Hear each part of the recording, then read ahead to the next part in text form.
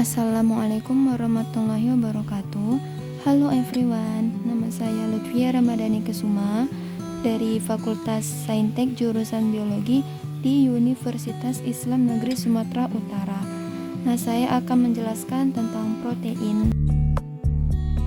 Nah guys, yang pertama itu definisi protein. Nah, kata protein itu kan berasal dari protos atau proteos yang berarti pertama atau utama.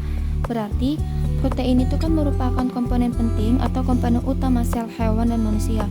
Oleh karena sel adalah penyusun tubuh kita, maka protein yang terdapat dalam makanan berfungsi sebagai zat utama dalam pembentukan dan pertumbuhan tubuh. Nah, yang kedua itu adalah protein adalah bagian dari semua sel hidup dan merupakan bagian terbesar tubuh sesudah air. Nah, 1/5 bagian tubuh protein, separuhnya ada di dalam otot, 1/5 di dalam tulang dan tulang rawan, 1/10 di dalam kulit, dan selebihnya di dalam jaringan lain dan cairan tubuh. Nah, yang ketiga itu protein mempunyai fungsi khas yang tidak dapat digantikan oleh zat gizi lain, yaitu membangun serta memelihara sel-sel dan jaringan tubuh. Yang keempat itu protein yang dibentuk dengan hanya menggunakan satu polipeptida, yaitu yang dinamakan sebagai protein monomerik, dan yang dibentuk oleh beberapa polipeptida, contohnya hemoglobin pula dikenal sebagai protein multimerik. Nah, yang kelima itu ada protein ditemukan oleh John Jacob Berzelius itu pada tahun 1838. Nah, biosintesis protein alami sama dengan ekspresi genetik. Kode genetik itu yang dibawa DNA ditranskripsi menjadi RNA. Nah, yang keenam itu protein memegang peranan yang penting di dalam tubuh. Nah, jadi proses kimia dalam tubuh itu dapat berlangsung dengan baik karena adanya enzim yang berfungsi sebagai biokatalis. Di samping itu, hemoglobin dalam butir-butir darah merah atau eritrosit yang berfungsi sebagai pengangkut oksigen dari paru-paru ke seluruh bagian tubuh adalah salah satu jenis protein. Nah, selanjutnya kita membahas makromolekul protein. Nah, protein sebagai salah satu dari biomolekul, yaitu materi dasar atau makromolekul penyusun sel atau organisme hidup. Selain itu, biomolekul protein merupakan komponen kimia terbanyak pada organisme hidup. Hal ini berkaitan dengan fungsi biologi protein yang memiliki multifungsi sebagai strukturer pada sel, jaringan, maupun organ, sebagai enzim suatu biokatalis, dan sebagai zat pengatur.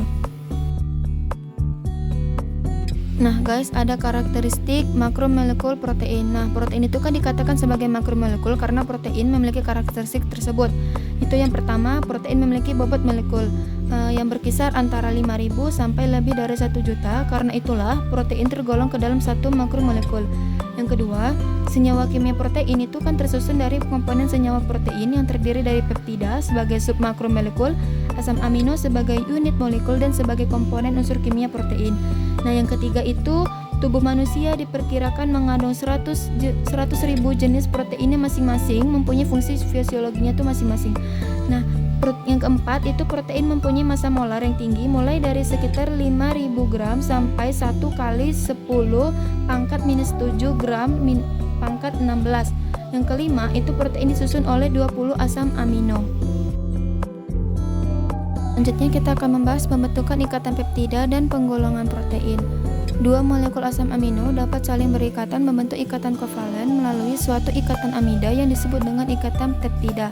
Ikatan kovalen ini terjadi antara gugus karbosilat dari suatu asam amino dengan gugus amino dari molekul asam amino lainnya dengan melepas molekul air.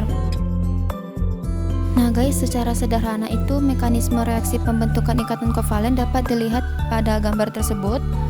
Nah, 3 molekul asam amino itu dapat bergabung membentuk 2 ikatan peptida. Begitu seterusnya sehingga dapat membentuk rantai polipeptida. Peptida memberikan reaksi kimia yang khas. 2 tipe reaksi yang terpenting yaitu hidrolisis ikatan peptida dengan pemanasan polipeptida dalam suasana asam atau basa kuat, sehingga dihasilkan asam amino dalam bentuk bebas. Nah, hidrolisa itu ikatan peptida dengan cara itu merupakan langkah penting untuk menentukan komposisi asam amino dalam sebuah protein dan sekaligus dapat menetapkan urutan asam amino pembentuk protein tersebut. Dari hidrolisis itu, ternyata komponen senyawa kimia protein adalah peptida, asam amino, dan komponen unsur kimia. Berikut penggolongan protein berdasarkan fungsi. Di situ diagram ada protein enzim, protein transport, protein nutrien, protein kontraktil, dan protein struktural. Nah, protein enzim ini merupakan protein yang dapat berfungsi sebagai katalisator. Hampir seluruh reaksi kimia yang terjadi di tingkat sel dikatalisis oleh enzim. Yang kedua, ada protein transport. Nah, protein itu yang dapat mengikatkan dan membawa molekul atau ion yang khas dari satu organ ke organ lainnya. Yang ketiga, ada protein nutrien, sering disebut juga protein penyimpanan. Protein ini merupakan cadangan makanan yang dibutuhkan untuk pertumbuhan dan perkembangan. Nah, yang keempat itu ada protein kontraktil. Nah, itu juga dikenal sebagai protein motil. Di dalam sel organisme protein ini itu berperan untuk bergerak seperti aktin dan miosin. Yang kelima, ada protein struktural. Nah, jenis protein ini berperan untuk menyangga atau membangun struktur biologi. Nah guys, ada juga penggolongan protein berdasarkan bentuk gitu. Yang pertama ada struktur primer, yang kedua struktur sekunder, yang ketiga struktur tersier, dan yang keempat struktur kuartener. Nah, saya akan membahas tentang keunikan protein. Nah, protein ini adalah polimer dari asam amino.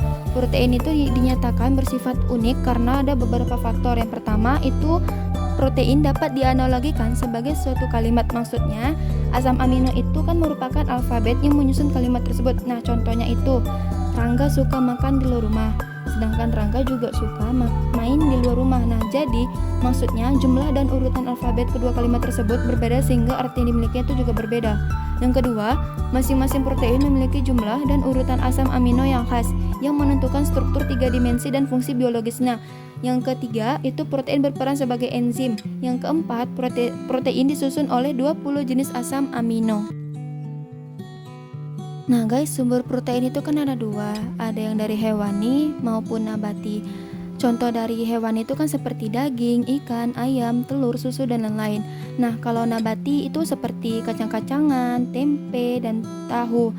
Nah, dahulu itu protein hewani dianggap berkualitas lebih tinggi daripada menu seimbang protein nabati karena mengandung asam-asam amino yang lebih komplit. Tetapi penelitian akhir-akhir ini membuktikan bahwa kualitas protein nabati itu dapat setinggi kualitas protein hewani asalkan makanan sehari-hari beraneka ragam. Ada dua tabel. Yang tabel kedua itu kandungan asam amino dalam beberapa makanan. Nah, tabel yang ketiga itu koefisien kecernaan murni asam amino. Nah, ada juga reaksi-reaksi khas protein. Yang pertama itu ada reaksi Milon. Reaksi Milon itu adalah larutan merkuro dan merkuri nitrat dalam asam nitrat. Apabila reaksi ini ditambahkan pada larutan protein, akan menghasilkan endapan putih yang dapat berubah menjadi merah oleh pemanasan. Yang kedua, ada reaksi santoprotein. Larutan asam nitrat pekat ditambahkan dengan hati-hati ke dalam larutan protein. Nah, setelah dicampur terjadi endapan putih yang dapat berubah menjadi kuning apabila dipanaskan. Reaksi terjadi ini adalah nitrasi pada inti benzena yang terdapat pada molekul protein. Jadi reaksi ini positif untuk protein yang mengandung tirosin, fenilalanin, dan tritofan. Yang ketiga, ada reaksi Sakaguchi. Reaksi yang digunakan adalah naftol dan natrium hipobromit. Pada dasarnya reaksi ini berhasil positif apabila ada gugus guanidin. Jadi arginin atau protein yang mengandung arginin dapat menghasilkan warna merah. Nah, ada kekurangan protein. Itu setiap orang dewasa harus sedikitnya mengonsumsi 1 gram protein per kilogram berat tubuhnya. Yang kedua, itu bisa mengalami kerontokan rambut. Rambut terdiri dari 97-100% dari protein. Yang ketiga, jika kekurangan protein akan mengakibatkan kwashiorkor atau bosan lapar. Itu biasanya pada anak kecil-kecil yang menderitanya.